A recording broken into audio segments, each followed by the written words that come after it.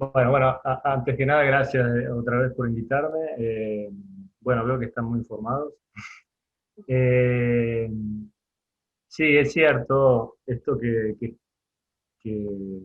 que conté alguna vez, que, que yo creo que tenía, es uno de los primeros recuerdos. Una vez hice el ejercicio de ver hasta cuánto te puedes ir atrás, qué es las primeras cosas que te acordás, ¿no? Y, y yo creo que habrá sido eso los 5 años, una cosa así. Es el primer recuerdo de ponerme enfrente a un público que fue, bueno, una cosa un poco graciosa porque mi mamá me llevó que no sé si está ahí mirando, hola, doña Norma, al cine a buscar a mi hermano que estaba dentro de la sala, cuando en la sala de cine había 1000 personas, ¿no? Mirando, era como un estadio de fútbol más o menos.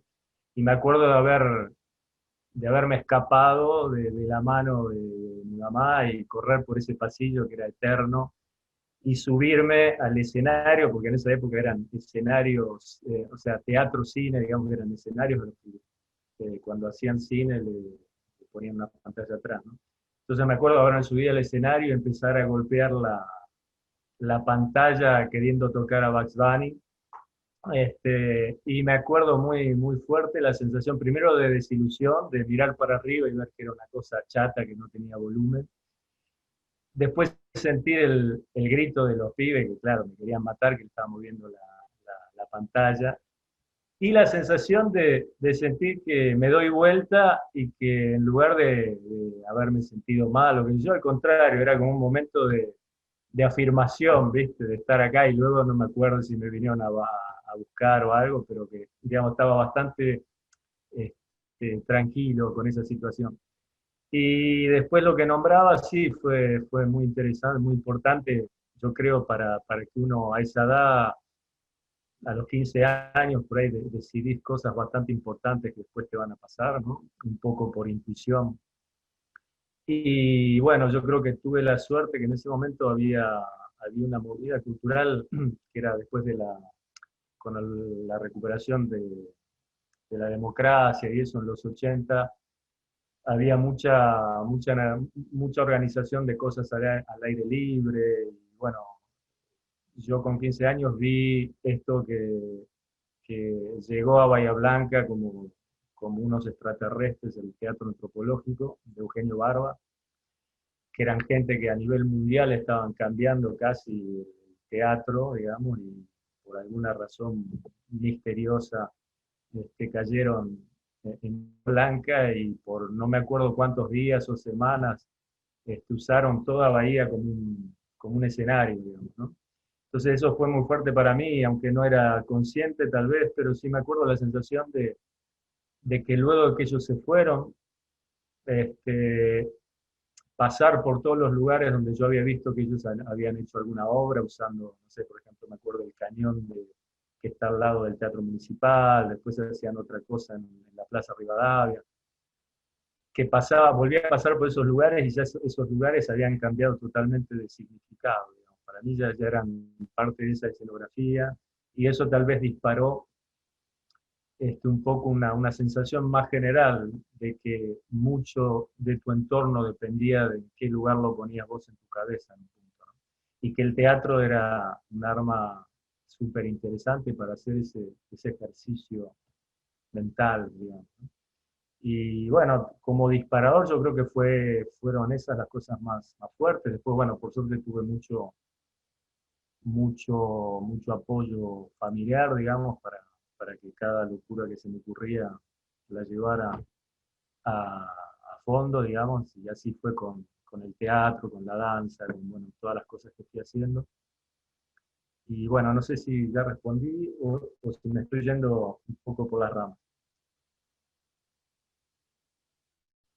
Decime, Francisco, si había algo más en la pregunta. No, no, no, ahí se escucha bárbaro, ahí le doy el paso a Agus para que siga. Un poco también contando esto, lo sintetizaste un poco en esas dos anécdotas, pero también para hacer referencia a cómo fue ese paso en empezar a decidir un estudio, pero ahora Agus te va a preguntar Ok, precisamente. ¿Qué tal, Rodrigo? Bueno, Hola. ya lo habían dicho Francisco y Lucrecia, yo soy alumno del tercer año de la carrera, que es el último año.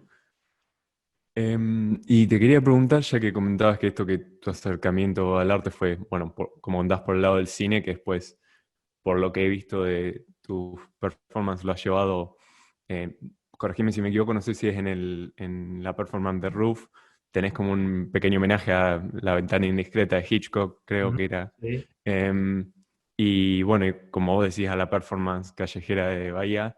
Pero ¿cuál fue la disciplina artística por ahí, el teatro, la danza? ¿Cuál fue la primera que comenzaste en tu formación académica personal y cómo fueron llegando el resto de ellas?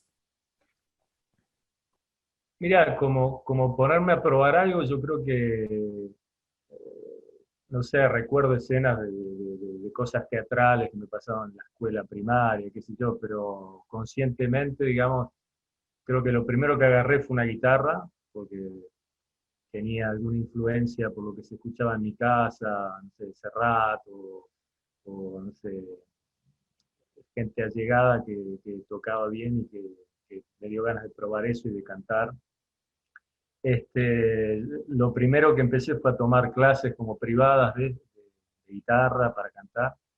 Pero después que en ese momento fue lo del teatro antropológico y simplemente sin mucha información de lo que pasaba, porque nunca había ido a ver tal vez nada independiente en Bahía en ese momento, pero empecé a averiguar un poco y lo primero que hice fue entrar al, a la- al grupo que tenía Castañet, que bueno, ya no está más, pero que era uno de los grupos independientes del principio de Bahía.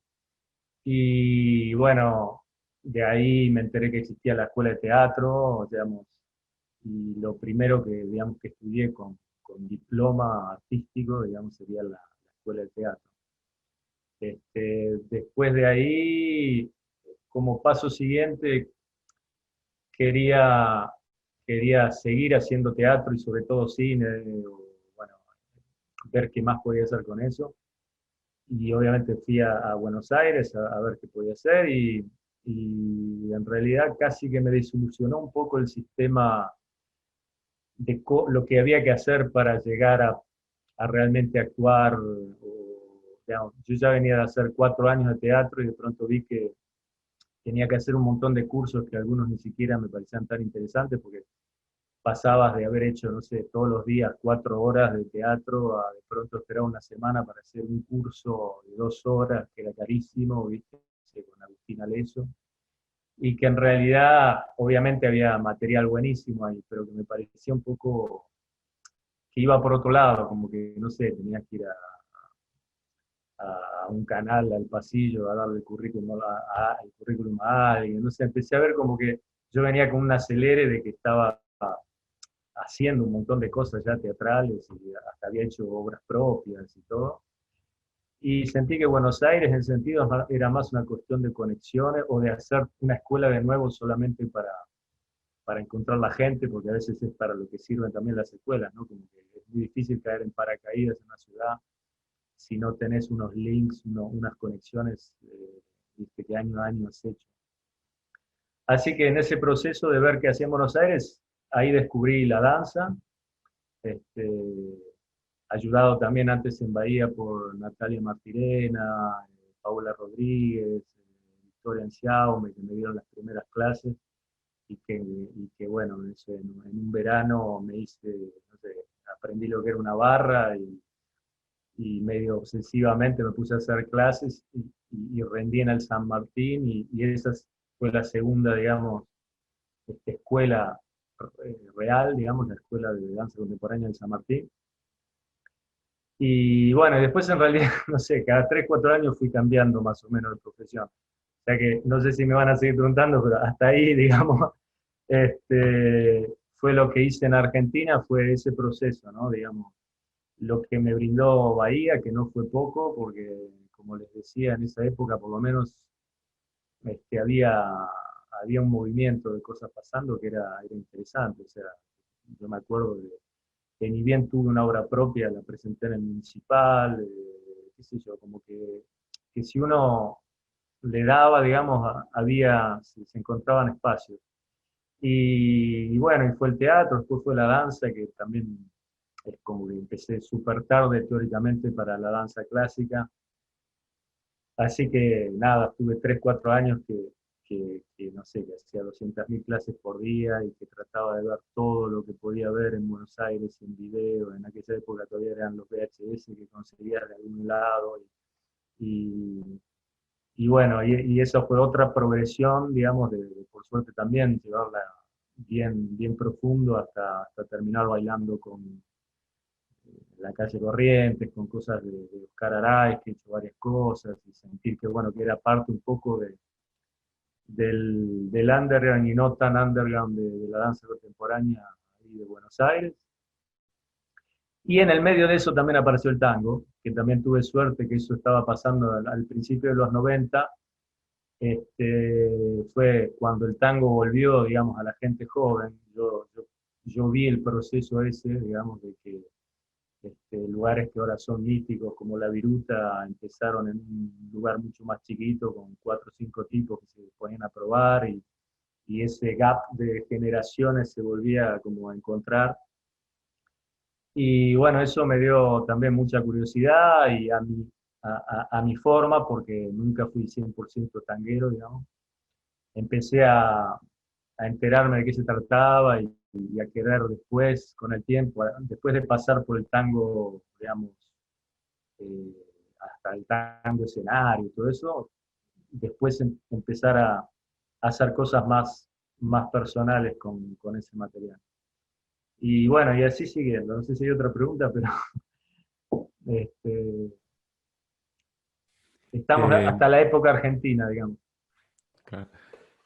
No, lo que yo te quería preguntar es medio una pregunta compuesta, como comentás que a la vez que ibas haciendo tu formación académica ya tenías proyectos independientes.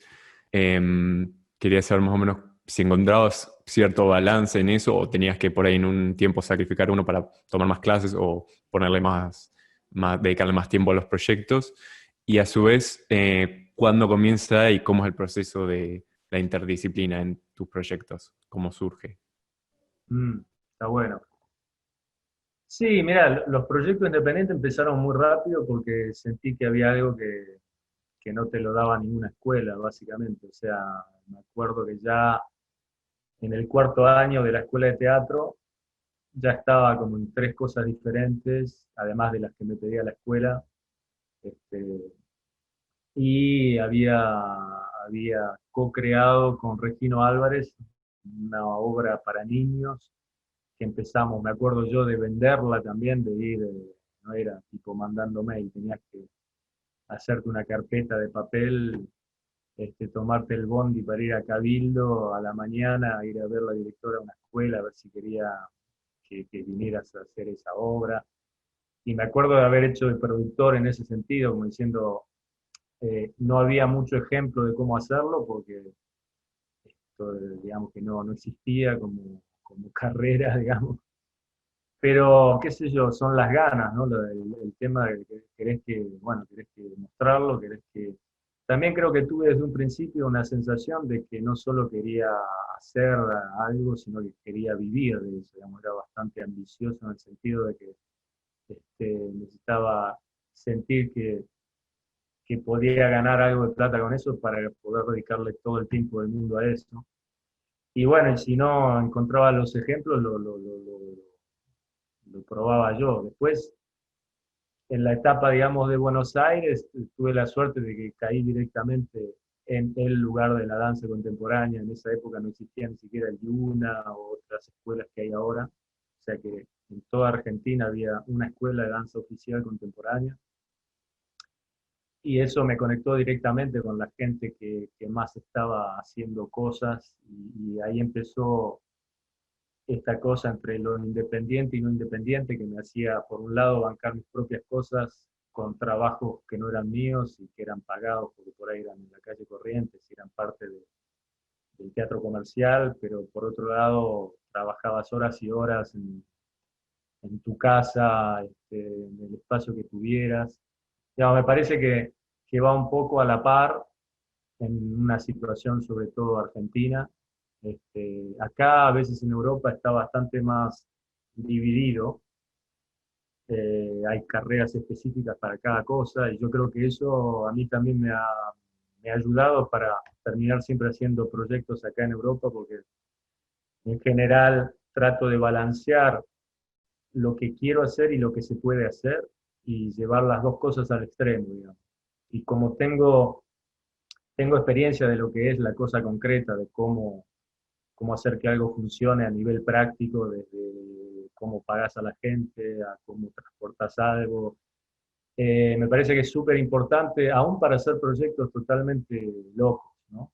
Como que con esa base tenés más posibilidades de hacer un proyecto imposible que si te haces el artista loco que estás esperando tu productor que te va a solucionar todo, que bueno, a vos como sos artista se te ocurre una cosa loca y hay otro que la tiene que solucionar.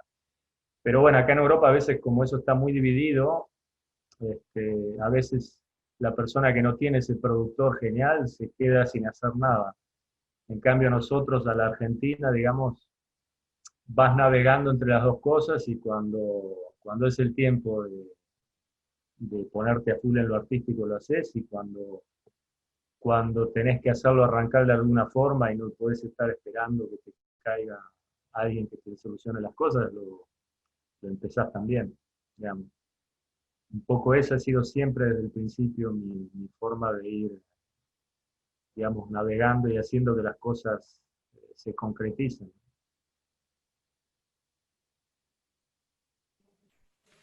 Ajá. Y con respecto a tu elección estética, porque siempre como que, al menos en lo que he visto de tu página, hay como una interrelación entre lo cotidiano y lo ficcional o lo artístico. Em, Esta es una pregunta que formuló Mercedes, que después va a hacerte la parte final de la entrevista, que es cómo elegís esa estética o esos estilos para, ya sea para la escena, la performance o las intervenciones urbanas. Qué buena pregunta. La verdad no sé muy bien cómo contestarlo, pero eh, yo no le tengo mucho miedo al copy-paste. Por ahí en mi estética está, o sea, mi firma está en cómo yo reordeno algo a veces. Por ejemplo, en este espectáculo que se llama Roof, donde la gente está en un techo con binoculares y audífonos y están viendo bailarines y actores que están en otros techos. Ahí he usado, como vos decías antes, referencias a películas muy conocidas en la ciudad donde lo estaba haciendo la obra, que una vez fue en Ámsterdam y otra en Nápoles.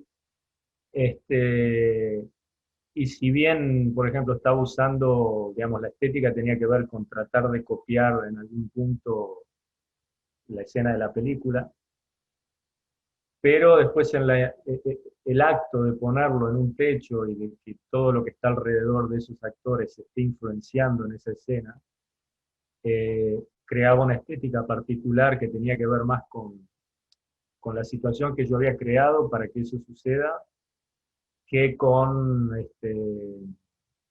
seguir un plan muy específico de qué tipo de teatro quiero hacer, ¿entendés?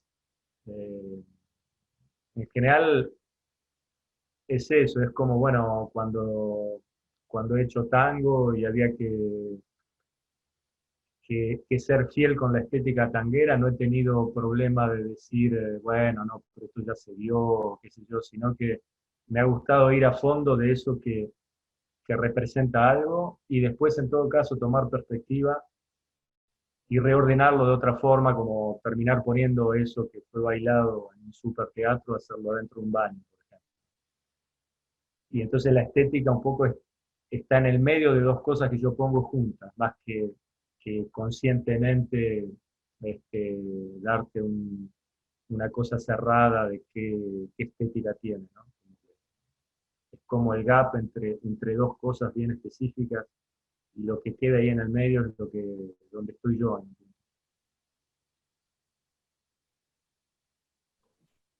Claro, y por ahí si así brevemente nos puedes dar un pequeño recorrido a través de cómo es el proceso de producción entre que tenés la idea, que la vas montando y la presentación.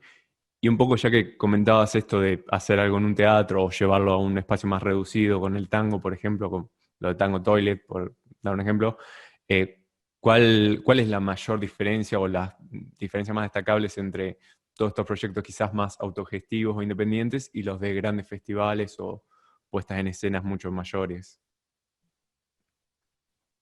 Sí, o sea, para mí lo que me ha funcionado a mí, por lo menos como experiencia para mí, es eh, no esperar algo que no sea lo que vos conocés alrededor tuyo y sacarle el mayor jugo a eso para que después te pase otra cosa. Como que yo he ido haciendo proyectos cada vez más complicados a nivel producción, por ejemplo, ¿no? Porque bueno, no sé, una de las primeras cosas la hice adentro de mi apartamento, porque era el único lugar que tenía para ensayar. Y después una cosa como la que acabo de decir, como Roof, eran, no sé, 30 personas con walkie-talkie, viendo cómo corría un actor de un techo al otro y nada, y permisos que a veces son bastante complicados para que la ciudad te dé permiso para que uses un techo, o sea, infinitamente más complejo, ¿no? que cosas que he hecho al principio. Pero lo que a mí me interesaba es, bueno, ser coherente con el momento que tengo y, digamos, Roof no se me hubiera ocurrido nunca en Buenos Aires porque no estaba en esa situación, digamos. Pero a medida fui encontrando otras situaciones, fui aprovechando lo que veía que prácticamente podía hacer. Por eso, después el proceso creativo para mí es el mismo, o sea, el placer de que lograste plasmar una idea que tenías y poder hacerlo un objeto reconocible que otro lo puede mirar y te puede decir algo, fue lo mismo estar encerrado en un baño en 11 que hacerlo en la Bienal de Venecia, en el momento de hacerlo, ¿no? Realmente, no lo digo por hacerme el humilde, pero es verdad, o sea, al final cosas que parecen súper simples, siendo el proceso el mismo, el placer de lo que terminas haciendo con eso es igual. Después es una simple adaptación a los medios que tenés. Y, y eso, y no achicarse, digamos que si de pronto es posible usar un superteatro y 20 bailarines, bueno, simplemente agrandás el mismo proceso y es lo mismo, digamos.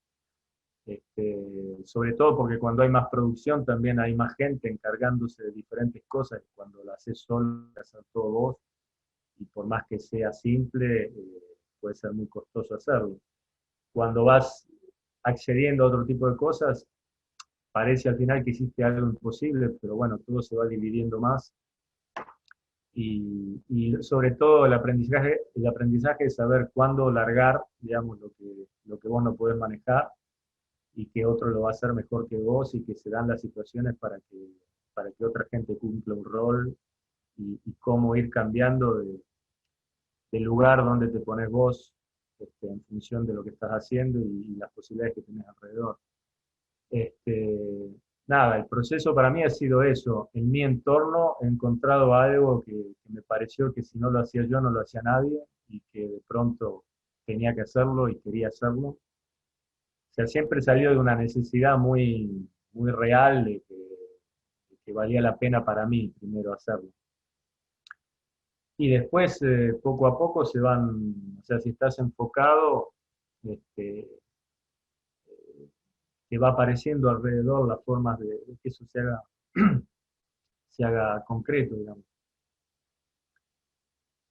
No sé si contesté tu pregunta.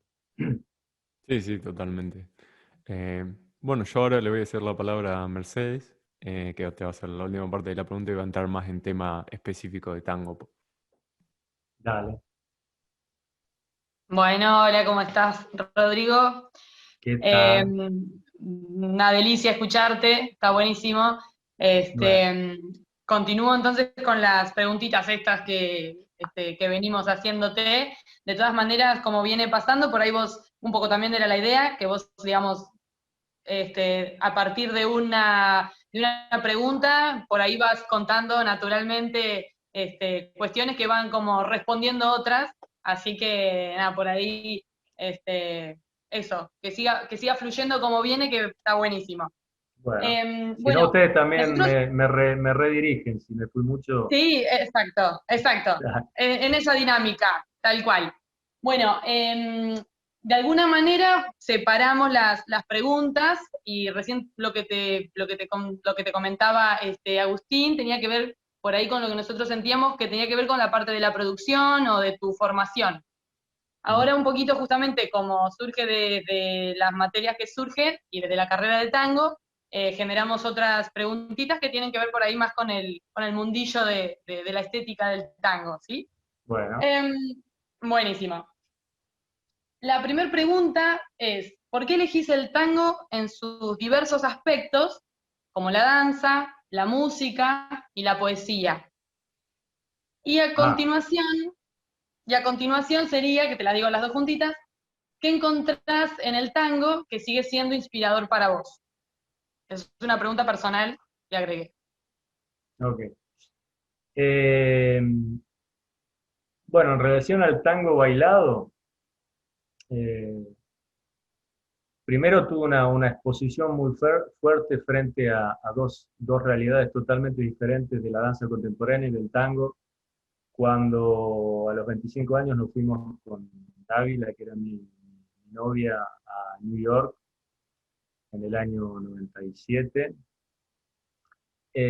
habiendo terminado la escuela de danza de San Martín contemporánea, Mm, ya bailando un poco, nos fuimos, pero con la idea que en ese momento se tenía de qué tenías que hacer para seguir aprendiendo danza, y como habíamos tenido mucha información de lo que pasaba en Nueva York durante la escuela de danza, la lógica era, bueno, ir a ver qué era la escuela de Cunningham, ir a ver qué era la escuela de Martha Graham, claro. y, y bueno, fue muy fuerte ir a tomar clases, y de pronto, en realidad, para ser honesto, el tango empezó en esa situación como una posibilidad de laburo, porque dijimos, bueno, nada, acá por ahí podemos dar clases, qué sé yo. Eh, Así que bueno, empezamos a ir a las milongas que había ahí, y sobre todo en un momento encontramos una pareja, que en ese momento eran como los tangueros de Nueva York, Armando Orsuza y Daniel Arcuri, que bailaban un tango muy tango, digamos, que eran gente que yo había visto en videos, pero nunca lo había visto en vivo porque vivían ahí en Estados Unidos, y bueno, me encantaba cómo bailaban, y, y nos adoptaron, digamos, y nos vieron con ganas y nos dieron como especie de curso privado así a full. Los empezamos a seguir a todos lados, y nos pasaron un montón de información.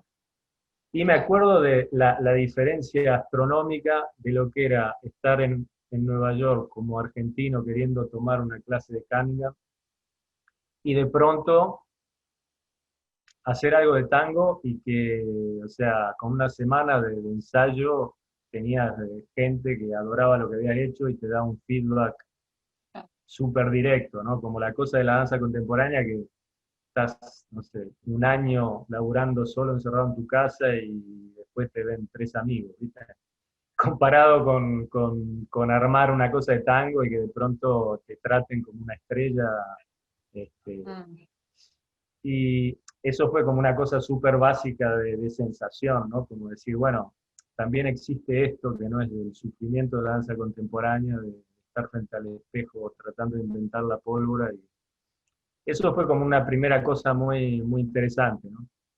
Después, cuando volvimos a Buenos Aires, yo empecé a realmente hacer cosas raras con el tango y a fusionarlo y a tratar de combinarlo con el contact improvisation, qué sé yo. mm, Y me di cuenta que realmente el tango tiene una estructura que es a veces hasta mucho más compleja e interesante que cualquier danza contemporánea, digamos. Hay ciertas mecánicas de tango que no son ni siquiera imaginables en complejidad, en lo que comparadas con técnicas de danza contemporánea.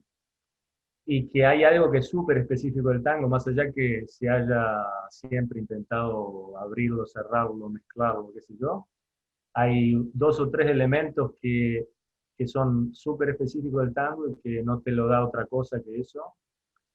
Y yo he intentado, como siempre, eh, agarrar esas cosas. Entonces, por un lado está la cuestión física de que aporta algo interesante que yo no he visto en otro tipo de danza. Y por otro lado, además de ser bailarín, me gusta a mí jugar con elementos. Puede ser una película italiana, tango, lo que sea. Y el tango como elemento en sí mismo, me interesa la parte que tiene de cliché también. En el sentido cliché, en el sentido de que vos decís tango en cualquier lugar del mundo, desde China a no sé dónde, y la gente ya tiene una cosa en la cabeza, y vos podés usar eso que ya tiene en la cabeza la gente.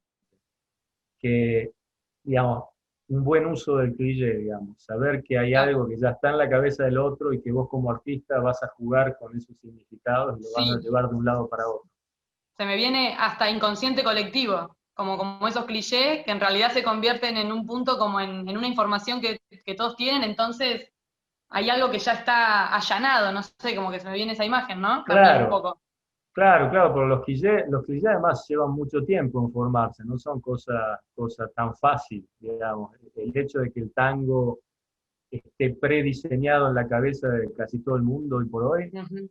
por más que sea una imagen a veces totalmente falsa, hay algo de real en sí mismo, por más que sea falso. ¿Entendés? Y además, sin hablar de que, qué sé yo, si hoy por hoy tanta gente está elaborando el tango en todo el mundo, tal vez se lo debes más a Rodolfo Valentino bailando 1 minuto y medio malísimamente tango en una película en el 1920, que un montón de cosas que son mucho más representativas del tango. Pero eso hay que tenerlo en cuenta también, de cómo funciona la fluidez cultural y dónde te parás vos. Yo en un espectáculo que hicimos hace un par de años, que justamente se llamaba Gaucho de Hollywood, contaba esta anécdota donde a Gardel, en la primera gira que hizo en Europa, cuando no lo conocía nadie en Europa, su productor, como él hace la gira un par de años más tarde de que haya salido la película de Valentino, donde él baila, o sea, una película que dura como 3 horas, baila, no sé, 1 minuto y medio un tango, y ese 1 minuto y medio hizo que la película se conozca hasta hoy, ¿viste? Sí. Eh, bueno, fue tan fuerte el impacto mundial de eso, que Gardel lo obligaron a vestirse de gaucho para cantar en España y en la gira europea, porque nadie sabía quién era Gardel ni qué era el tango y no importaba, digamos, lo que importaba era que si vos querías cantar tango tenías que vestirte como Valentino, porque si no, esa era la imagen que tenía la gente. Ah, Eso no quiere decir que sea más valioso que el tango real, digamos, pero fluir entre esas dos cosas, para mí siempre me resultó muy interesante, como decías, el inconsciente colectivo o las imágenes que la gente ya tiene delineadas de alguna forma por ahí súper básicas, porque claro. ninguno de estos clichés resiste mucho análisis, digamos, siempre tiene que ser lo más simple posible. Pero Sí, bueno, eso también. ya es un material para mí de comunicación que es súper Mm, interesante. Y bueno, eso en relación a lo físico, digamos. Después a la música, porque yo he hecho un disco y tengo un grupo acá de unos tangos medio raros con gente de acá, de una mezcla de franceses y argentinos. Eso es porque simplemente también es esto del entorno que tenés, de pronto estando en Europa te encontrás con unos músicos alucinantes que están dispuestos por ahí a hacer algo que por ahí en Buenos Aires no lo harían. claro. Este, y, y nada, más allá que a mí me gustaba el tango, digamos, cantarlo y el placer de cantarlo y de hacer temas medio tangueros, yo lo encontré casi más acá con la perspectiva, digamos, de estar lejos y de entender ciertas letras de tango a flor de piel, digamos, de exilios y esas cosas, por más que no me puedo hacer la víctima de exiliado para nada, pero y nada, y sentir eso, que en el contraste con otras culturas, yo ya viví como en 5 países diferentes, digamos, te das cuenta que no es poca cosa que haya algo súper representativo del lugar donde vivís, Claro, y da placer hacer algo con eso. Después, yo siempre estaba en el medio, a mí me daba gracias en Buenos Aires, no sé, hacía una obra que tenía las dos cosas, y a veces era raro porque la gente de danza contemporánea era más prestigiosa que la de tango, ¿viste? Cuando venían a verlo, todo lo que era tango estaba mal porque teóricamente lo hacías para venderlo afuera. Y digamos, hay prejuicios de todos lados en relación a esos clichés, digamos. Hay claro, sí, clichés de también. danza contemporánea, también hay clichés de arte contemporáneo. A mí me ha interesado siempre bandearme de un lado al otro para ver dónde estoy yo, y después darse el gusto de decir, bueno, por ahí encuentro unos músicos geniales, bueno, y salen cosas tangueras que están buenísimas, que en algún punto, por más, digamos, no es que yo soy de una familia tanguera, qué sé yo, pero después es increíble todo lo que uno sabe sin saber, ¿no? Por lo que escuchaste en la radio de fondo mientras hacía otra cosa, o no sé. Claro, eso te iba a decir al respecto también, que anoté cuando vos hablabas de esto, que la diferencia de tantas horas de practicar tal vez contemporáneo y que se enjuicie tanto y de repente en una semana generar un material en tango y que de alguna manera sea un triunfo, me viene también a la imagen del cuerpo territorio, el cuerpo como territorio. Entonces de repente, si bien tal vez vos no venís de una familia súper tanguera o lo que sea, sos argentino, te criaste acá, sos de Bahía Blanca, hay un montón de cuestiones que también te hacen a tu ser argentino, tanguero, interpelado por esas cuestiones, como decís, la radio que está y se queda, y después aparece. Y eso también es algo que para mí es, no digo que quien no pueda, a ver, que cualquier persona no pueda hacerlo, pero sí es verdad que aparece algo de este cuerpo territorio, no sé, ¿cierto? Con algunas cuestiones que no se pueden, que ahí es donde empieza a aparecer como lo particular también, en cuanto a lo antropológico también, eh, la Claro, experiencia intangible de eso, ¿no? De lo que se vive. Sí, claro, buenísimo. justamente, sí, ahora que hablas de lo antropológico, justamente el grupo de Lodin Teatret, que hablaba al principio, me acuerdo que ellos tenían este método. Ellos, a cada pueblo que iban, porque lo han hecho por todo el mundo, presentaban algo de ellos, pero exigían que al final de la presentación de ellos venga alguien del barrio, y aunque sepa tocar mal o lo que sea, cante una cosa que se canta ahí, ponele, ¿no? Como un exchange, Sí, eh, y ellos se nutrían un poco de esto. Este, no, a mí, digamos, por otro lado, no reniego de la danza contemporánea y eso, pero digamos, cuando vos vas al lugar donde se inventó, también ves que hay cosas que tienen que ver con el lugar de donde vienen, y que a claro. veces, o sea, vos podés, cualquiera puedes terminar siendo, no sé, un chino puede ser un gran bailarín de tango, un argentino el mejor bailarín de la compañía de Mark Cunningham, Sí, sí, sí, a pero full. está bien, está bueno también pensarlo y no meterse en un túnel donde las cosas son absolutas, y Claro. más allá de que todo es nutritivo, digamos. A mí lo que me ha gustado del tango siempre es tener la libertad de elegir yo lo que me gusta del tango, y hay muchísimas cosas que no me gustan, Claro. y no sentir que estoy atrapado en ese personaje, o que, bueno, como Mm. soy argentino, soy esto, esto, esto y esto. Pero si uno puede ir y venir de eso, está bueno, porque hay cosas que sí, digamos, las tenés con vos, y está bueno usarlas también. Claro, sí, desde ese reconocer eso, que a veces no tiene que ver con nacionalismo ni ahí, sino justamente con ese cuerpo que en la experiencia de vivir se va como impregnando de vivencias. Claro. Bueno, un poco contestaste, pero igual, a ver, te pregunto, ¿cómo se vive, se piensa el tango en Argentina y en el extranjero? Esto es obviamente muy autorreferencial de tu parte. ¿Cómo lo ves vos? Sí. Bueno, eso es bastante complejo porque, digamos, yo que tuve la suerte de eso, de que en los 90 lo vi salir como una explosión de gente joven rescatando a milongueros y, digamos, toda una cultura súper interesante. Después he visto cómo ha tomado, no sé, el tango es tan grande también que cada uno hace cosas muy diferentes al otro en relación Mm. adentro del paraguas del tango, digamos. Después hay toda una cuestión económica también, de Sí, dinámicas. Este, he sabido que, por ejemplo, o sea, el tango bailado en los 80, en los 70, que eso era una cosa que de, de alguna casa de show, ¿viste? Fue recién después que triunfó en Nueva York, digamos sí, que los bailarines de casa de show que hacían solamente folclore tuvieron que aprender tango rápido, porque de pronto ahora el mundo otra vez quería escuchar y ver tango. claro, Y digamos, es muy loco eso, como Argentina misma tiene fluctuación en relación a lo que se quiere del tango de afuera, ¿no?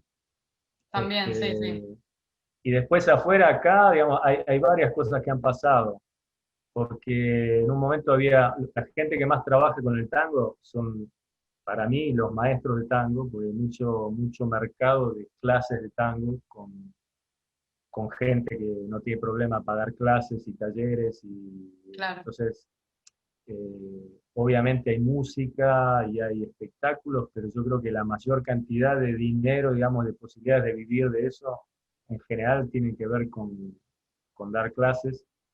claro, Y eso ha ido variando también, porque en un principio la gente, nada, adoraba que venga gente que había estado en un súper espectáculo y entonces querían tomar clases de algo que ellos no iban a hacer nunca, tipo, no sé, un súper salto, pero porque habían visto eso en el escenario y lo querían hacer.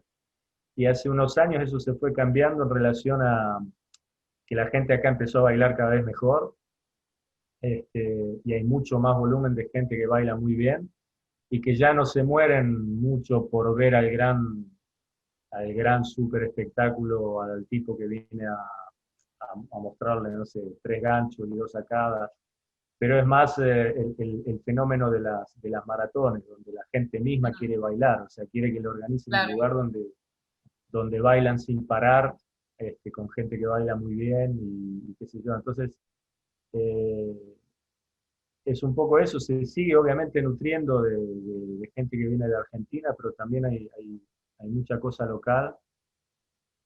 Claro, mucha Este, dialéctica en un punto también. Es una construcción bastante dialéctica desde el principio, en esto, ¿no? ¿En qué sentido dialéctica?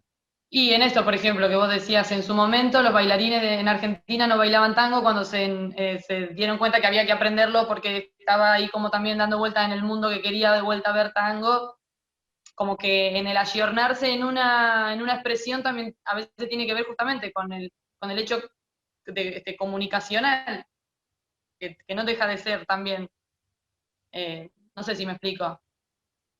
Sí, yo creo que bueno, también obviamente si de pronto empieza a ser más cool bailar tango y digamos, hay toda una generación que lo volvió a rescatar y, y- pero bueno, yo siento eso, que es mucho la influencia de afuera también, de pronto la gente de afuera quiere aprender y Mm, empieza a venir a Argentina a querer tomar clases y eso, que lo hizo un poco renacer y después lo que igualmente es innegable que en Argentina hay mucho tango de verdad, digamos, no es por eso que lo que yo digo es que solamente se hace para los turistas, lo que sea, digamos, hay una comunidad real de gente que baila súper bien, que a veces ni siquiera trabaja de eso, pero tiene claro. la Mm, continuidad de bailar, que eso sí es único de Argentina, digamos, sobre todo de Buenos Aires, ¿no? Como que en un lugar haya tanta gente que baila tan bien, y tantas milongas, qué sé yo. Acá es más ya, si bien es cierto que en cada pueblo por ahí hay algo de tango, en toda Europa ahora, si querés tener una continuidad de ir a bailar, y que yo, a veces la gente se va de pueblo en pueblo o de ciudad en ciudad, digamos, para tener todos los días una milonga. Digamos, la concentración que hay en Buenos Aires obviamente es diferente. Y después acá, bueno, también a veces tenés más libertad de hacer cosas más locas, porque hay un par de grupos que hacen mezclas también de tango, no sé qué, y como acá el sistema cultural funciona de otra forma y la plata viene de otra forma, no viene solo del que paga la entrada, mm, eso también genera un tipo de material de gente tal cual. europea baila bien tango, pero que tiene una formación de danza contemporánea y que por ahí el Estado le da una guita para que se encierre 6 meses con su compañía de una obra que por ahí la hacen 3 veces y no la hacen más, y te das el gusto de hacer una cosa que ni siquiera en Buenos Aires puedes hacer porque estás siempre apurado por el tema de que, bueno, de última tenés que ver cómo funciona el mercado, porque si finalmente laburás un año y no lo ve nadie, no va a venir el Estado a darte un subsidio. En cambio acá eso a veces genera cosas que no son posibles en Argentina en relación a la libertad que podés tener para probar cosas que al final por ahí no funcionan o lo que sea, pero Claro. que fueron bancadas para que un grupo de gente se junte durante unos meses a probar eso. Claro, sí, definitivamente de otra manera. Otra pregunta, ¿qué tiene para decir el tango hoy, en la actualidad? Uy, ¿qué tiene para decir el tango? No sé, vos decís desde las letras, desde Es también muy autorreferencial, para vos, ¿qué es lo que mío. te viene así primariamente? No, como te decía, a nivel lenguaje físico yo creo que da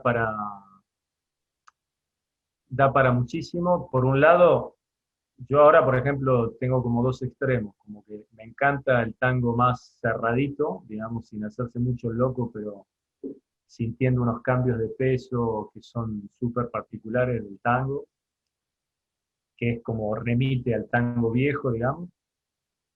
Pero por otro lado también hay toda una investigación que todavía para mí está por hacerse, de mezcla de tango con cosas tipo cóntago o algún tipo de puente entre ciertas formas dinámicas del tango y cosas que tengan que ver con el suelo, ¿no? El tango se lo ha juntado mucho con cosas aéreas, en principio con los lenguajes de danza clásica o de la danza contemporánea más de arriba, digamos, y ahí tenés grupos como Tango Kinesis, que ya, bueno, Claro. antes era más activo, pero en general tiene que ver con el vuelo más que con la tierra, y hay todo un campo ahí que todavía me sorprende, porque yo empecé a hacer pruebas hace como 15 años atrás y después por un tiempo estuve un poco alejado del tango y cuando volví vi que eso todavía está como un stand-by.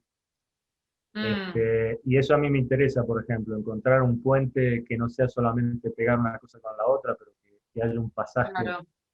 realmente de mecánica física de una cosa a la otra, que me parece interesante, no para inventar, no para aportarle nada al tango, porque como ya te digo, el tango en sí mismo ya es suficiente, digamos. Hay un montón de cosas que son imposibles de copiar desde otras técnicas, digamos, que son del tango, y que hacerlo bien ya es una vida. Digamos que no es necesario agregarle nada, pero sí abre puertas ciertos materiales del tango para pensar danzas contemporáneas desde lugares que las técnicas de danza contemporánea nunca se pusieron a pensar.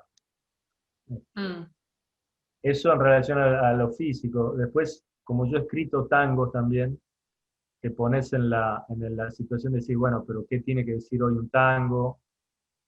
¿Cuáles son las letras de tango que son tan específicas de un momento que se escucha ya muy de calé, muy viejo? Que por un lado lo mismo que lo físico, me gusta revivir cosas tan viejas que tienen todavía jugo, y a la vez es finita el límite entre hacer el personaje y cambiarle un par de palabras nuevas, pero dentro de una estructura literaria vieja, digamos, que me parece que ahí falla. Es más como hacerse el gracioso, pero no termina de cuajar en la densidad que tenía el tango, las letras de antes. Claro. Pero, pero también, me parece que ahí también hay material. Yo he tratado de juntarlo con cosas que son casi de la misma época, pero de otras culturas. Hemos hecho algunos tangos de la chanson francesa, de la canción francesa de los años 30, que incluso Gardel copiaba, y hacerlos versionar, las canciones francesas versionarla en tango, canciones napolitanas versionarlas en tango. Y ahí hay todo un mundo también que a mí me interesa. pero digamos, por decir el tango, es más quién está dentro del traje que lo dice. El tango en sí Claro, mismo, no sé claro. qué va a decir. No, está bien, está bien. Sí, no sigo indagando para que también dejara al resto de las personas. Sí, yo no Continúo sé con si nos con estamos las durando mucho. preguntas. La gente que no está No, no, que con cámara debe todavía estar tenemos. durmiendo. Bueno, hasta ahí eran las referidas al tango. Ahora vamos a pasar a la partecita que llamamos artista. Bueno, y también son autorreferenciales, digamos, para vos. Eh, ¿Cómo te pensás o autopercibís como artista hoy? Qué, qué complicado. Vale Eh, decir, la próxima pregunta. ¿Cómo? Vale Que decir. vale decir, pasamos a la próxima pregunta. Nada, era un Ah, chiste ¿cómo me que todo bien. autopercibo? Eh, no, yo no tengo, digamos, no tengo problema de decir que soy artista, digamos, no me parece artista, no me parece más que otra cosa, pero no me parece que todo el mundo es artista, en el sentido de que tampoco me parece que sea tan especial en un punto, es una decisión o que viene con varias decisiones que vas haciendo en tu vida, digamos, no es porque tenés un diploma en una escuela, Claro, me parece que tiene que ver en cómo yo lo vivo, tiene que ver con una fluidez de encontrar soluciones y de si tenés que ser productor, sos productor, pero no dejar de ser artista, o eh, por más que haya épocas donde tal vez no podés expresar eso, no sé, hay muchas formas de ser artista. Yo acá en Europa me he encontrado que a veces es interesante el fenómeno casi contrario de lo que pasa en Argentina, que es que en general hay mucho subsidio, muchas posibilidades gubernamentales de que vos vivas como artista, sobre todo en los lugares donde yo viví, en Bélgica, en Francia, hay como cosas muy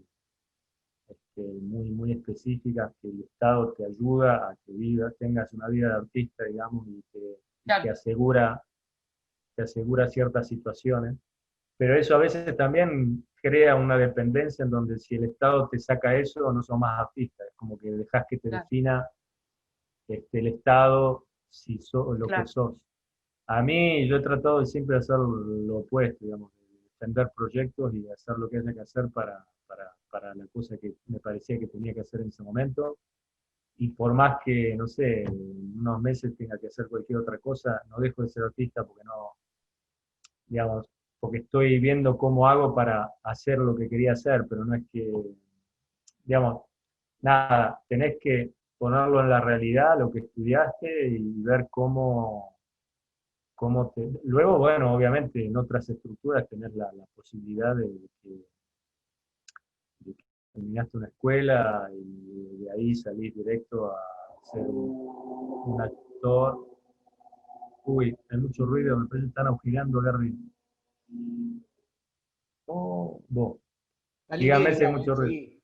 ¿Eh? Bueno, porque un sábado a esta hora no sé qué se están haciendo, broma. Nada, ¿cómo me percibo yo eso? Que se escucha mucho, dígame. se escucha, pero no pasa nada. Pará, voy a cerrar una puerta, por las dudas. Bien, de mientras que no está Rodrigo, les agradecemos a todos nuevamente que estén acá escuchando un poco a Rodrigo. Muy interesante, sobre todo esta situación que plantea de cómo proyectos que quizás fueron hechos de una escala menor a los que fueron hechos con más financiamiento, con más gente trabajando, conserva algo de lo esencial. Me parece que Aló, estaba de paso a bueno. abrir porque se está haciendo de noche. Este, no, artista, qué sé yo, es interesante que la definición cambia de un país a otro, digamos. Artista en Argentina a veces es dar 200.000 clases para poder vivir y una vez por año hacer una obra. Acá, no sé, hay sistemas donde con muy poco sos artista porque el Estado decidió que sos artista y te paga todos los meses aunque no labures. Y en mi caso, nada, me doy gustos, digamos, en general lo que me parece que tengo que hacer en ese momento y que quiero hacer y que me da ganas de levantarme todos los días con una idea nueva.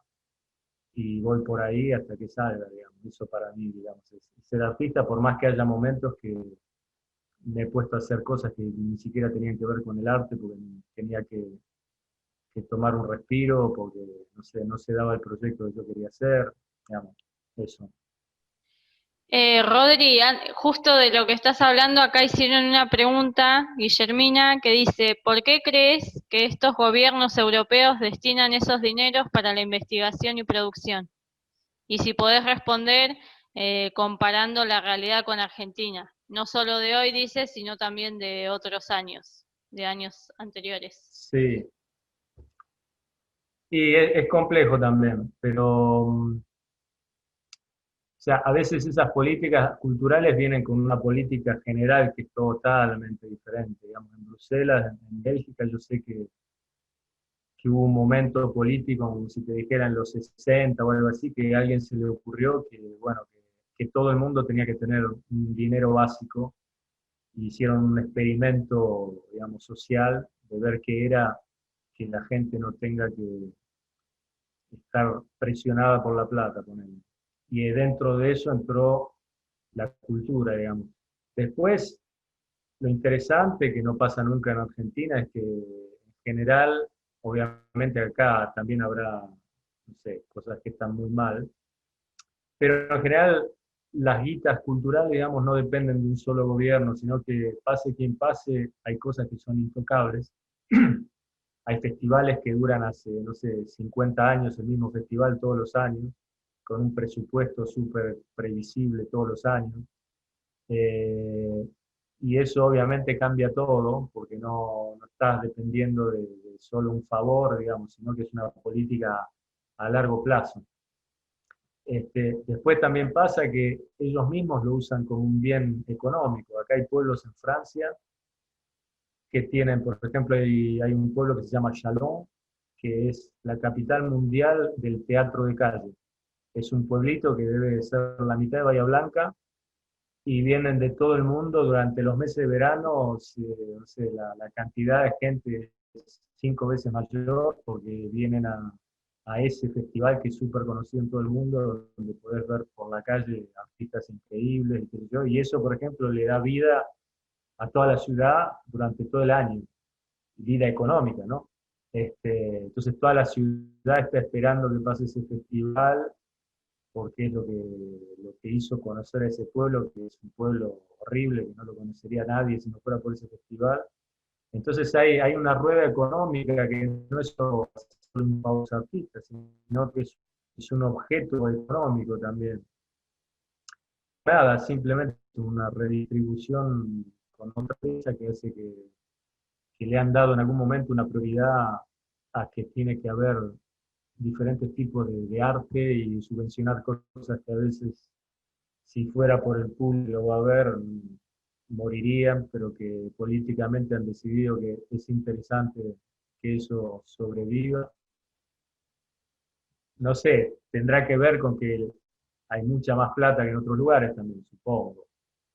Pero hay toda una cultura de gente que va al teatro. Luego, lo que sí es súper diferente de Argentina es que, con la fragilidad económica que hay, que ha habido siempre, por más que cuando yo estaba en los 90 por ahí, no estaba, o sea, me parece que ahora, bueno, ahora por la pandemia ni hablar, pero este, algo muy diferente, que lo que es interesante en Argentina es la conexión con lo que vos haces y la gente real que va a ver las cosas, que te da, o sea, el público, hay muchísimo más público, sobre todo, bueno, lo que yo más viví en Buenos Aires, ¿no? Hay público real que te da sentido muchas veces a lo que estás haciendo. En cambio, en Europa, a veces eso es raro, porque el sistema se autoalimenta a sí mismo, y muchas veces el dinero se da más por los procesos que por los resultados. Y yo he visto gente muy deprimida con subsidios de mucha plata, pero que en realidad no entienden ni siquiera para qué lo están haciendo, porque, no sé, trabajan un año y lo hacen 2 veces, y y es raro porque de última el Estado te sigue bancando igual, pero hay como unas nubes un poco de irrealidad, de cosas que no tienen feedback con la gente de verdad, con público de verdad. Por eso a veces, bueno, hay mucha oferta, pero a veces ni siquiera tan buena, porque no tenés ese filtro de que, bueno, en Buenos Aires es cruel, digamos, lo que no funciona, no funciona y trabajaste un año al pedo, pero también así la gente que lo hace es porque realmente tiene la necesidad de hacerlo y se tiene que probar todo el tiempo frente a un público. Y esos feedback acá en Europa a veces no están. O sea, hay plata, pero a veces no hay tanto conexión con la gente que lo va a ver hasta que lo hacen.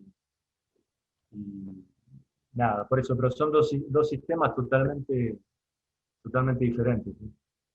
Un poco lo analizamos a veces en la carrera y en la materia de producción, sobre todo esas distintas escalas, las distintas normativas.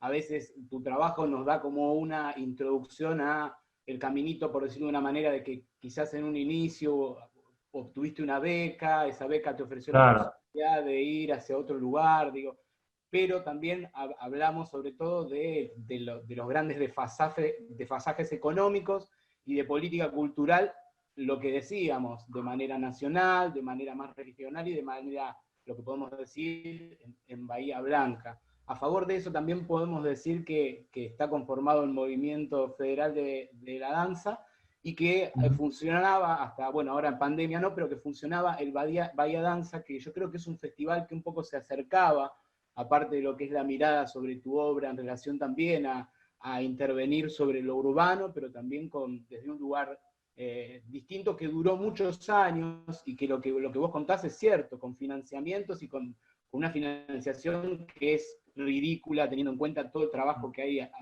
ahí detrás.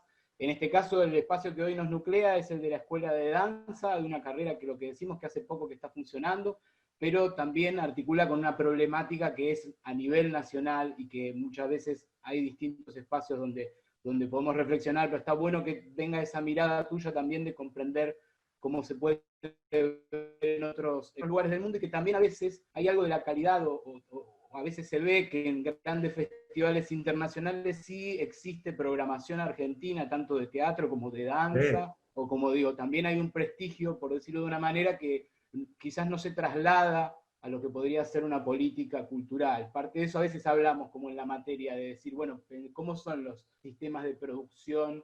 Y eso nos abre la puerta a distintos aspectos. Después, para ir sintetizando, va a haber una pregunta de Mercedes, pero digo, esto es un tema interesante. Y también una de las cosas que yo te quería plantear, que es esta instancia que vos también asumís quizás como una fractura o una modificación en tu carrera, esta idea de cuando tomaste la cámara, ¿sí? Y eso también te colocó en otro lugar, y sobre todo con la exploración de los pequeños espacios, este tango que se baila, además de los dos adentro, con una cámara adentro, entonces toda una secuenciación y una cinematización que modifica la percepción, digo, nada, y cómo que es que eso también modificó. Ah, vos decís por el video danza en mi depto en Buenos Aires, sí. Sí, en relación a eso y en relación también bueno, lo que decíamos también, si querés seguir ahondando, pero como en esa posibilidad también de registrar, qué sé yo, el documental de David Zambrano en Latinoamérica, digo, la posibilidad de Claro. haber recorrido el mundo también y la percepción sobre distintos registros, quizás de la danza o de las distintas políticas culturales del mundo. Nada, si querés ahondar sobre eso, pero también sobre esa idea de la cámara como Sí, articuladora de también modificar algo de la escena. sí, claro, o sea, la cámara a mí me hizo después crear otro tipo de espectáculos en vivo. Por ejemplo, este que se llama Roof fue totalmente influenciado por una especie de editado más de película que de obra de teatro, ¿no? Sobre todo la posibilidad de una película de cortar e ir a otra escena. Y yo intenté en esa obra justamente reproducir ese tipo de sensación, ¿no? Como que pases de una escena a otra en una forma más de edición de cine que de live teatral. Sí, lo que nombrabas, bueno, tuve la primera experiencia con la cámara fue este primer video danza, teatro que hicimos ahí en Midepto en 11, que, que sí fue muy pensado para la cámara, digamos, que yo viéndolo en perspectiva, además creo que en un punto más allá de que quería hacer eso, ya estaba en un momento que sabía que quería venir a Europa a probar, a ver cosas. Y también me ayudó ese video pensar que era una especie de CD hecho film, digamos, ¿no? Como es un video danza donde está metido todo lo que me interesa. Y la cámara tiene esa posibilidad también de que hasta el día de hoy me sigue representando ese video. Este, que eso es súper interesante, ¿no? Como que desde lugares como los nuestros, tan lejos, es súper interesante. O sea, si hay una buena idea con los elementos que tengas y la usas a fondo, no hay tanta diferencia de competencia con uno que lo haga en el Helsinki, por más que le den 200.000 euros, digamos. Yo me acuerdo con ese video que se llama Dos Ambientes, lo presentaron en un montón de festivales y cuando me dieron el premio en Ámsterdam, al mejor film, lo que sea, competía con producciones de Big Van der Cave, de gente que tiene millones de euros para hacer video, y justamente el feedback Y vos con la moto. del jurado, y yo había vendido la moto para pagarle al músico, pero justamente el speech, digamos, del jurado cuando me dieron el premio era ese, como que habían visto tanto uso de dinero en los otros y tanta producción, y de pronto cuando vieron el mío y vieron cómo estaba hecho, les sorprendió que a nivel artístico funcionaban igual y que estaban hechos con nada. Ahora, por ejemplo, ese video sería tan interesante porque todo el mundo se ha puesto a hacer cosas en su casa, pero en ese momento era muy sorpresivo ver a alguien, un argentino, que con, no sé, una décima parte de las posibilidades que tenías en Europa, había hecho, o sea, se las había arreglado para hacer algo interesante, y en comparación con las otras cosas, era muy sorprendente, digamos. Como que en ese sentido la cámara a mí también me dio esa posibilidad de feedback con todo el mundo. Todavía estando en Buenos Aires, de pronto empecé a sentir lo que pensaba de mi video, un tipo en China, un tipo en Holanda, y eso es también lo que a uno le hace tomar ciertas decisiones. O sea, a veces cuando estás en tu entorno, por alguna razón local o epocal, lo que vos hiciste no le importa a nadie, y si no tenés otras referencias de otros lugares, por ahí te quedás como, bueno, no va. Ese mismo video, yo me acuerdo en ese momento, la referencia de la danza argentina era Susana Tambuti, con la cual yo tomaba clases, que es una persona muy interesante en Buenos Aires. En ese momento yo tomaba clases privadas con ella, iba a su casa y hablábamos de lo que estábamos haciendo. Me acuerdo de haberle dado el video, que ella lo meta en un cajón, nunca lo vio. Yo esperaba su feedback, como que me dé el ok de lo que había hecho. Y me acuerdo que pasaron, no sé, 6 meses, ya me habían dado premio en todo el mundo, y recién ahí Susana me dijo, che, pero está bueno lo que hiciste. Si yo hubiera esperado que me dé el ok, la persona que yo sentía que en Argentina era la que valía la pena que me diga algo, todavía estaba esperando a ver qué pasaba. En cambio, todo lo que tenga que ver con film, con video, es una forma súper directa de mostrar con los mismos elementos que usa todo el mundo que hiciste vos, y ahí estás en competencia con cualquiera, digamos, no hay nivel de producción y qué sé yo, porque justamente muchas veces la gente se esconde atrás de la producción, pero no hay nada adentro, ¿no?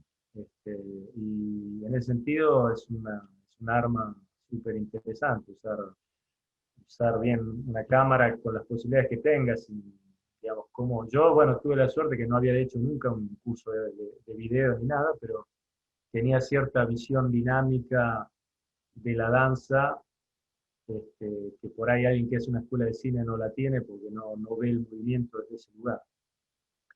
que después, como decías vos, después, bueno, fui confirmando ciertas cosas, laburando para David Zambrano, con quien estuve mucho tiempo en un momento, siguiéndolo en su trabajo, este, qué sé yo, no te escucho. ¿Estás hablando, Francisco?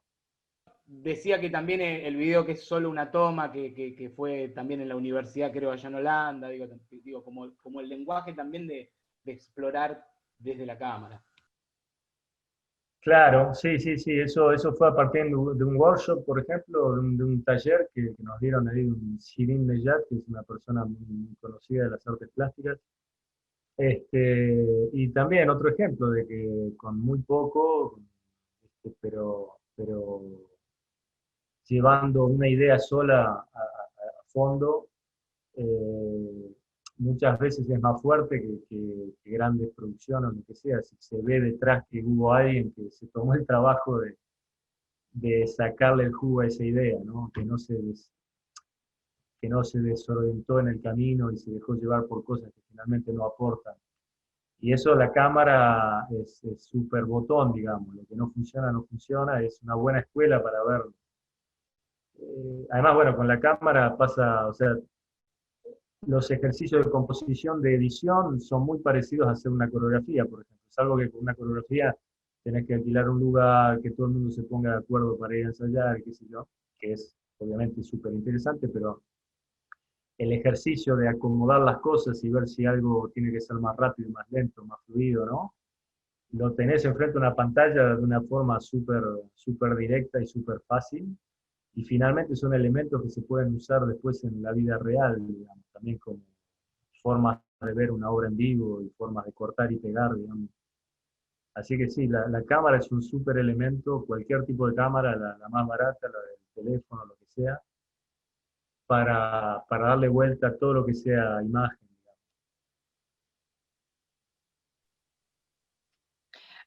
Bueno, un sorbito de agua y seguimos, Rodrigo, ¿eh? Un sorbito Sí, nada más te dejamos tomar y si no, seguimos. pregúntenle a la gente, por ahí ya si quieren ir, no sé, Últimas ya dos, está. sí, últimas Bueno, dos y ya para que también pueda abrirse a otras preguntas.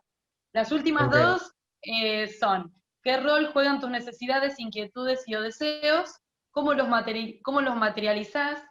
¿Tenés o estás, perdón, cuáles tenés o te están moviendo actualmente?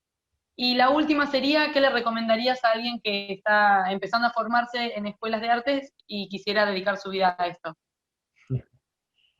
Bueno, no sé, la primera medio que ya la contesté. Medio que te la dejo pasar la primera.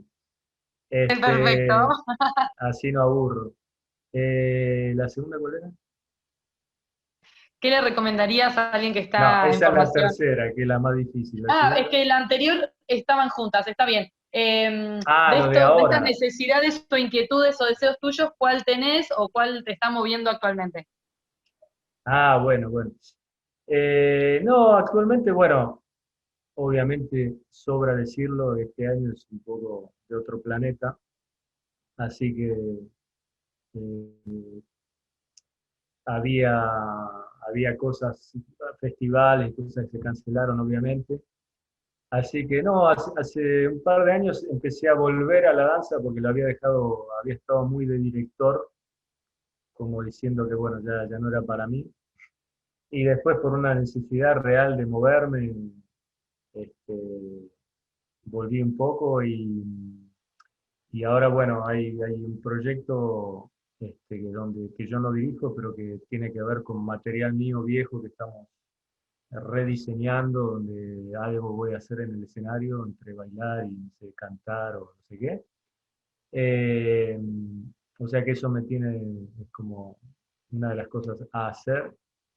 Este, después, bueno, hay un par de proyectos, hay uno en función de un videíto que hicimos justo al principio de este año que se llama Tormentango, que hacemos un tanguito medio raro en las salinas de Jujuy. A partir de eso puede ser que salga un video un poco más producido, porque ese lo hicimos con mi hermano en la cámara, o sea, cero presupuesto. Este, y, y bueno, y ahora sí, hay ideas de seguir, desarrollando un poco esta idea del site specific, de aquel workshop que, Francisco, vos estabas, ¿no? En aquel workshop de Bahía hace un montón. Sí, sí, sí, sí, fue muy interesante. Por eso te quería preguntar después sobre todo eso, ¿qué pasó con la Matrix y lo de las pastillitas? Introducir a esa explicación, Sí. me parece que es algo muy interesante. Sí, no, la pastilla, no sé, me di cuenta que ni la roja ni la verde, yo sigo con una amarilla que va bárbara.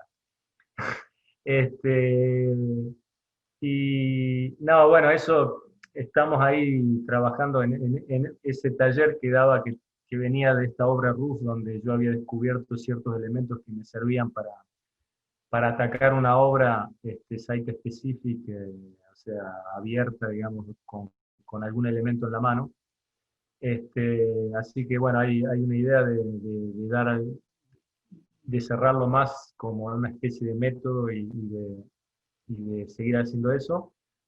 Y bueno, y hay 2 o 3 proyectos esperando el ok de hacer algo en relación a eso, de hacer una obra también este, con eso. Y bueno, nada, es un poco volver a moverme cuando pensaba que ya no me movía tanto y ver en este momento qué es moverse y qué se puede hacer y qué no. Y, y nada, y eso. Y después la parte más de pensamiento teórico, digamos, o de ver qué se puede hacer con esta ficción realidad que siempre me interesó y ver qué otra cosa se puede hacer con eso. Ah, y la última, ¿qué decirle a alguien que termina una escuela? Sí, alguien que está en formación en escuelas artísticas y que tiene como ese afán de dedicarse, digamos, a lo artístico, ¿qué le dirías? ¿Qué le recomendarías? Bueno, como te decía, esa misma pregunta en diferentes países es como que da una respuesta súper diferente. Este, yo nada, bueno, veo que siguiendo un poco lo que está pasando por ahí, lo veo, bueno, que lamentablemente es súper difícil y siempre me impresiona cómo se siguen haciendo cosas. Este, después, bueno, está bueno que a veces esas cosas agudizan el ingenio también y yo lo que haría es no descuidar 2 puntas, digamos, la cosa local, que siempre, como decía, todo va a salir de ahí, porque no existe un mundo paralelo donde uno es mejor que lo que es hoy con lo que tiene alrededor, digamos. O sea que uno tiene que estar a full en el presente de lo que está pasando, de lo que quiere y darle para adelante. Y a la vez, ¿por qué no, desde esa base, volar hasta donde quieras con tu cabeza y ver de a poquito qué otra cosa por ahí puede pasar, estar atento? Ahora hay mucha información dando vueltas que antes era muy difícil. Este, ahora, bueno, es un momento muy específico donde las cosas están un poco paradas, pero con un poco digamos, de inquietud y de tiempo real, de ponerte a buscar por dónde, también hay cosas afuera que no son imposibles, digamos, de escuelas que dan becas, no sé, posibilidades de, de irte a probar algo a algún lado, digamos, sin pensar que es la receta mágica, pero digamos, donde estés, si vos laburás a conciencia en algo y tenés la inteligencia para darte cuenta que no estás solamente copiando algo, pero que además podés aprovechar todo tu entorno y darle tu vuelta de tuerca, digamos, ese laburo bien hecho tiene valor en cualquier lado, porque es muy difícil de hacerlo. Y si llegás a poder hacer eso con tu material, y bueno, también vale la pena investigar si tu entorno no te provee cosas, en qué otro lugar hay esa posibilidad. Después vivir de el arte o qué sé yo, no sé si es algo que uno puede solamente ponerse en la cabeza y hacerlo. También, eh, no sé, tu realidad te va a decir que es posible o no y qué haces con eso. Después, no sé, todo lo artístico seguramente te eleva tu nivel de vida de alguna forma. Así que de cualquier forma va a servir. Pero después, bueno, hay que estar atento a qué responde lo local, porque a veces hay situaciones económicas súper concretas que hacen que unas cosas se paguen y otras no, y que podés perder mucha energía en tratar de vivir de una forma que localmente es muy difícil, o no sé, es difícil de afuera también decirlo, este, y nada, no sé qué más decirles. Bien, vamos a dar lugar a ver Sí. si alguien se quiere inscribir en el chat ahora últimos minutos para ver si alguien quiere hacer preguntas, de mientras que alguien va pensando algunas preguntas y si no para ir como... Ahí está cerrando. Brian. Va Ah, Brian. bien. Sí, un segundito, prendo la luz que se está haciendo de noche. Terminá de hablar mientras, Francisco. Decía Perfecto, que ya que termino de hablar y le doy la palabra a Brian para después, para cerrar, primero la de Brian, pero digo, si hoy es un día hermoso, día soleado en Bahía Blanca, después te voy a dar la oportunidad, si podés cerrar los ojos y mágicamente estar una horita en Bahía Blanca, ¿a dónde irías y por qué? Pero le doy el paso primero a Brian que hace una pregunta y después responderá. Dale. Hola, hola. Hola. La verdad la pregunta mía es como rara porque no la sé formular todavía.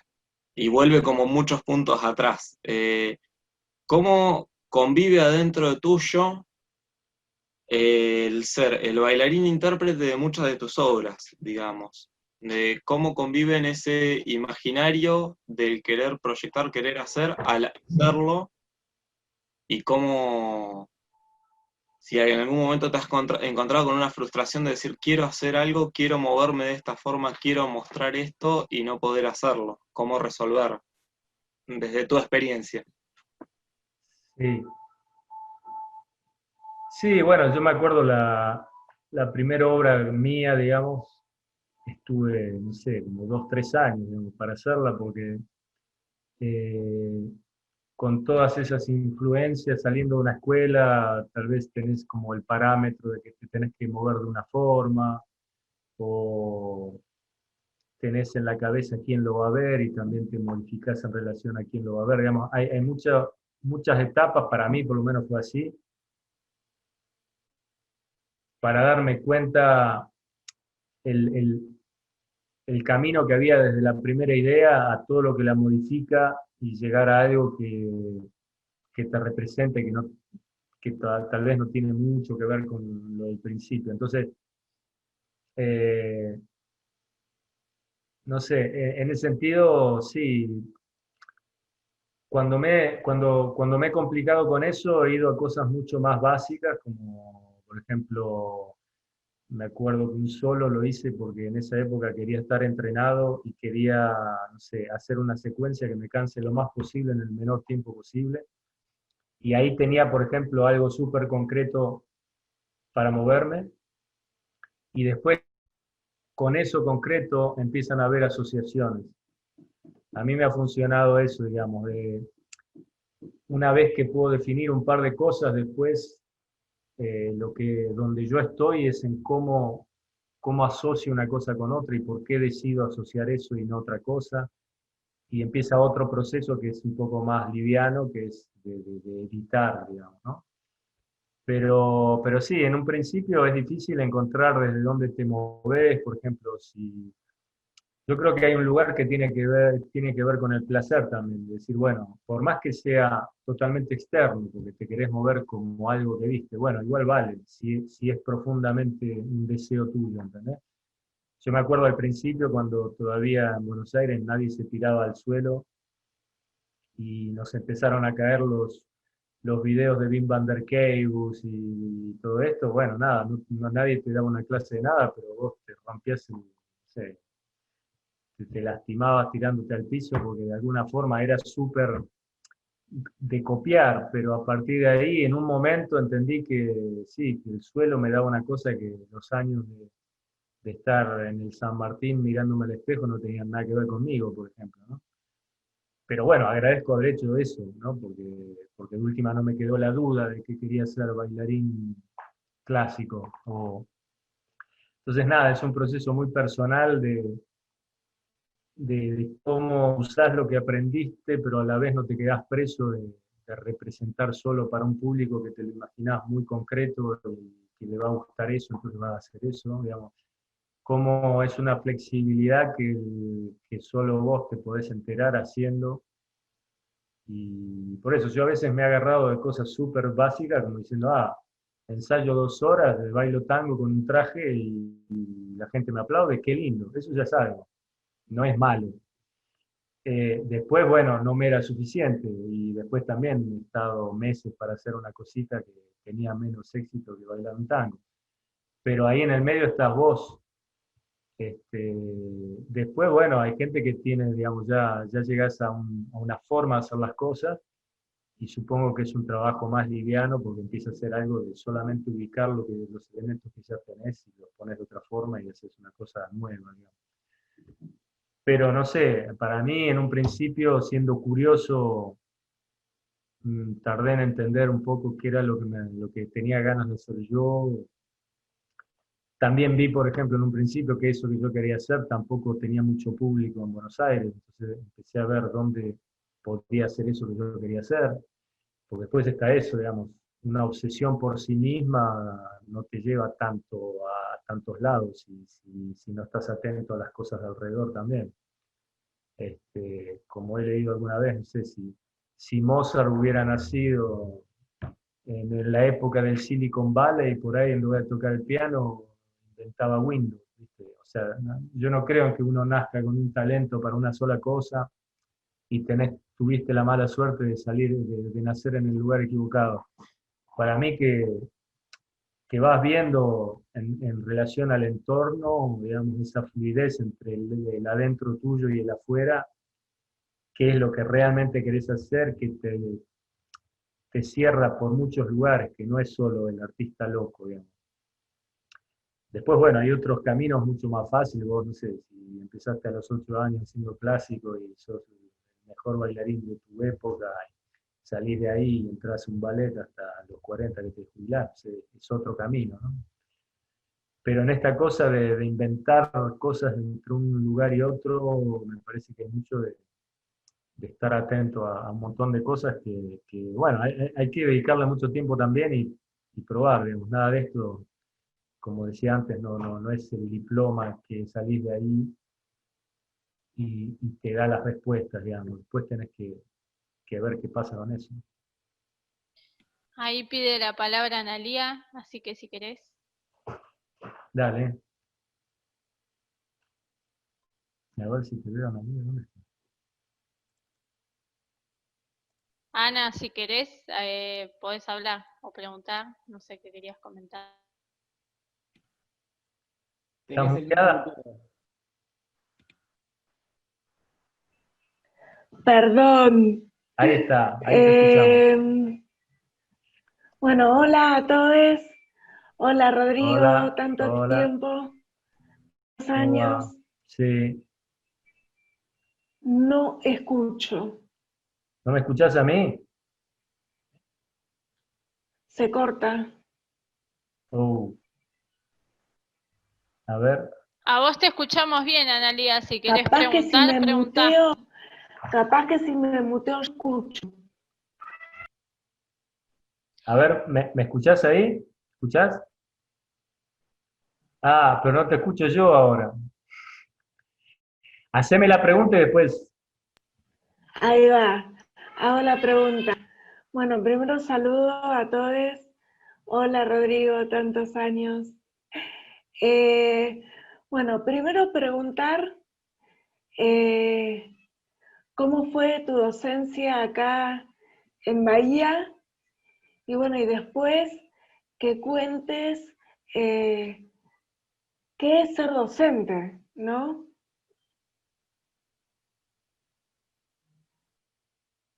Ok, ahí está. Sí, claro, vos hablás de una época que fue muy súper interesante para mí, muy fuerte, porque eh, yo había hecho toda esta vuelta, digamos, había salido de Bahía desde la escuela de teatro, había estado ya en Buenos Aires había terminado la escuela de danza del San Martín, había bailado en la calle Corrientes, después había estado en la época de New York, y de New York volví a Bahía, digamos, como que hice todo ese camino y aparecí en Bahía con todo eso que había vivido, y de pronto era un momento para mí como para bajar un poco a mí todas esas experiencias, y Bahía era el mejor lugar para eso. Después me di cuenta yo, digamos, en ese momento volví porque se dieron las cosas así y quería estar un tiempo que no sabía cuánto iba a hacer. Y bueno, y la escuela y las clases que les daba a este grupo que estaba buenísimo, donde estaban las guías, para mí era un cable de tierra buenísimo porque por un lado yo estaba en el Ballet del Sur, que era como el bailarín raro del Ballet del Sur, digamos, digamos, el que hacía las cosas más contemporáneas, ¿no? Pero, pero justamente las clases con ustedes ahí era mi cable a tierra con todas esas otras cosas que después seguí desarrollando. Y yo estaba alucinado tener gente bueno, que estaba súper interesada en lo que yo estaba buscando, pues ni siquiera yo es que tenía una técnica específica, era cosas que yo mismo quería probar. Así que me encantaba preparar la clase, ir y ver ahí qué pasaba con eso, y nada, fue un momento, de hecho fue cuando más profesor fui, porque después de eso nunca más tuve tanta continuidad de clase. Pero fue una experiencia que primero no sabía ni siquiera si era capaz, yo porque nunca había dado tantas clases seguidas, y me encantó entrar en ese ritmo que tenía que ver no solo con lo que se me ocurría a mí, sino con lo que sentía que interesaba ahí, siendo consciente que yo estaba haciendo algo que no era muy común ahí, entonces había una bola de energía que estaba súper buena, que también las posibilidades de espacio y de gente interesada no era tan fácil, tipo en Buenos Aires, tener eso. Digamos, para mí era disfrutar que era mi lugar, donde si necesitaba un lugar para ensayar estaba, y la gente estaba dispuesta, y digamos, era un laboratorio que si yo me hubiera quedado en Buenos Aires, me hubiera costado mucho más. Y también el placer ese de estar en Bahía haciendo algo que me súper representaba a mí, digamos.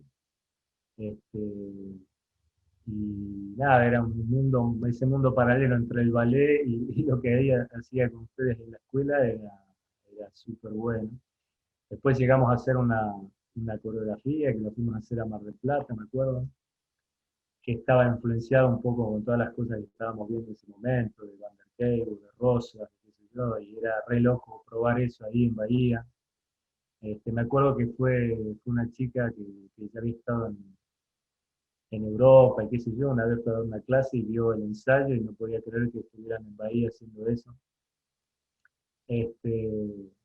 Así que nada, o sea, fue un recuerdo, o sea, me sacó el miedo de la continuidad de dar clases, que me pareció buenísimo, que nunca más después lo tuve, porque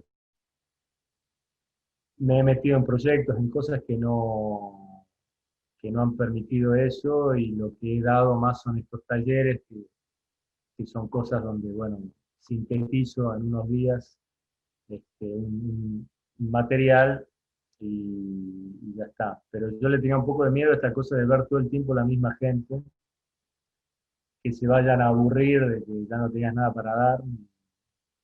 Y bueno, nada, estuvo buenísimo. Me acuerdo que había ganas, había gente encima, bueno, me acuerdo que esto era peligroso, se tiraban al piso con las astillas que terminaba como sangrando, era casi mortal de bailar ahí, tirarse al piso, y sin embargo estas kamikazes se tiraban.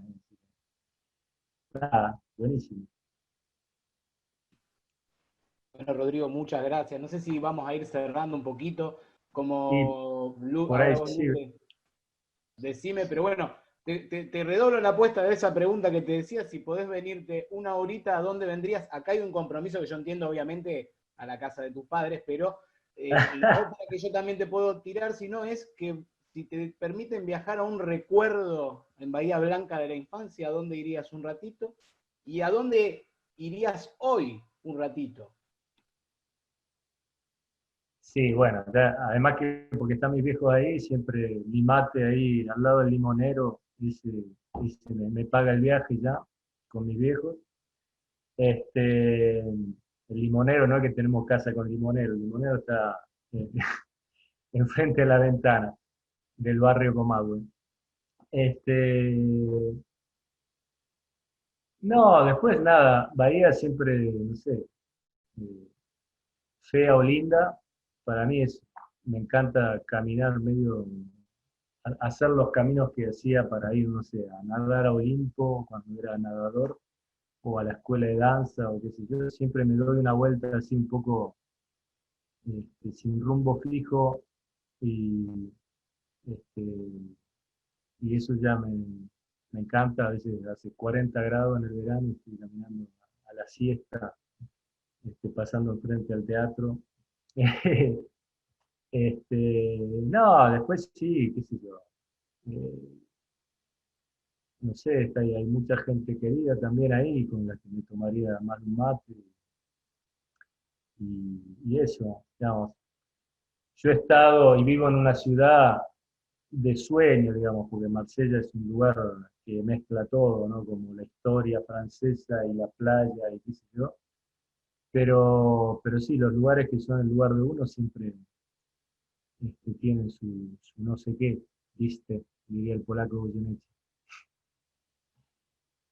Pero bueno, no sé si te respondí tanto lo que quería. No sé si me querés que te dé la dirección, tipo Higgins y no sé qué. No, está perfecto así, está perfecto así. Creo que estamos todos muy contentos con lo que pudimos conversar, escucharte acá. Decir eso, que me parece que es interesante también que está bueno analizar tu obra, sobre todo comprendiendo que sos una persona que comenzaste tus estudios en Bahía Blanca, y que también esto que vos hablás de no aferrarte a lenguajes, por decirlo de una manera, también hace que tu obra permita análisis desde las distintas escuelas de educación artística en Bahía Blanca, como puede ser la escuela de teatro, como puede ser un análisis desde la escuela de danza. Me parece que ahí hay un montón para aportar de la experiencia real que vos tenés.